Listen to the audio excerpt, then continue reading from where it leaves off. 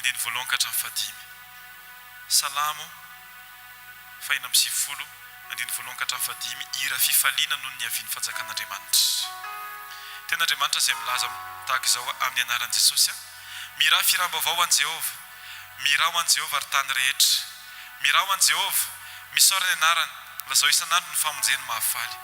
Ambarao any amin'ny jentilisa ny voninahiny ary any amin'ny firenena rehetra ny fahagaka nataony. Fa lehibe Jehova ka mendrika ho teraina indrindra sady mahatahotra fa ambony ny Andriamanitra rehetra. Fa ny Andriamanitra ny firenena dia tsinotsinona fa Jehova ny nanao ny lanitra. Amen. Asandratra ny tanao antsika mivoninahitra n'Andriamanitra fa marina tokoa izany fa izy nanao zavatra rehetra. Asandratray ny tanany Andriamanitra satria ny antom-pisian'ny tanany Andriamanitra dia hanome voninahitra ny naranao. Ankalazanao asandatra ho voninahitra ny naranao Andriamanitra.